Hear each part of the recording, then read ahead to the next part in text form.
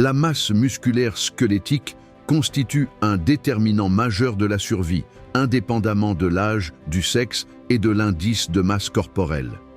Longtemps considérée principalement sous l'angle fonctionnel ou locomoteur, elle est aujourd'hui reconnue comme un organe métabolique et endocrinien central, impliqué dans l'homéostasie énergétique, la réponse au stress physiologique et la modulation de l'inflammation systémique.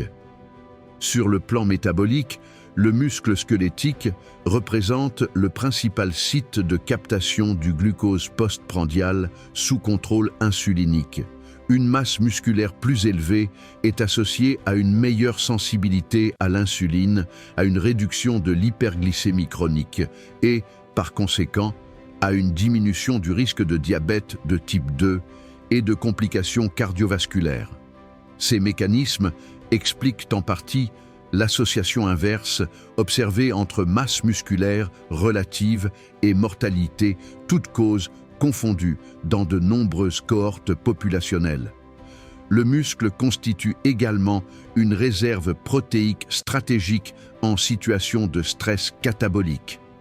Lors d'infections sévères, de traumatismes, d'interventions chirurgicales ou de pathologies néoplasiques, les acides aminés issus du tissu musculaire soutiennent la néoglucogenèse, la synthèse des protéines de phase aiguë, la fonction immunitaire et les processus de réparation tissulaire. Une masse musculaire insuffisante limite cette capacité adaptative et favorise l'évolution vers la dénutrition, la sarcopénie secondaire et l'augmentation de la mortalité.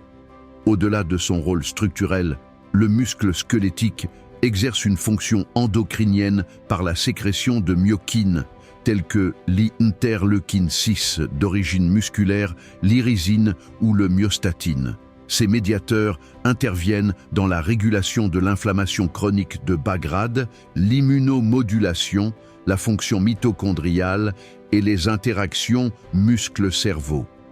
La réduction de l'inflammation systémique associée à une masse musculaire préservée pourrait constituer un mécanisme clé reliant le muscle à la longévité.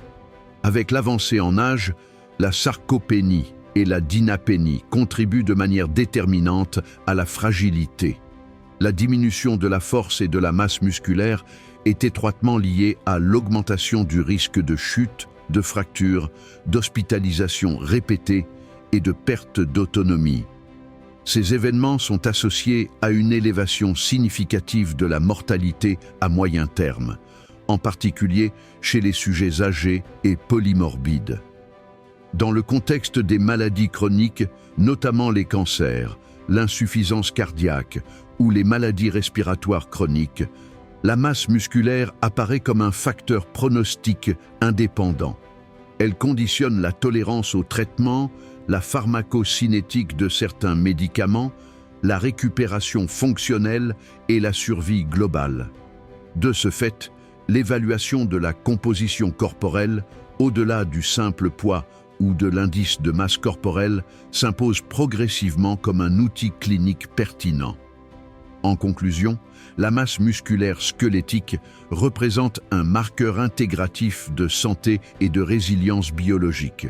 Sa préservation par l'activité physique et un apport nutritionnel adéquat constituent un levier central de prévention de la morbidité et de la mortalité, tant dans la population générale que chez les patients atteints de pathologies chroniques.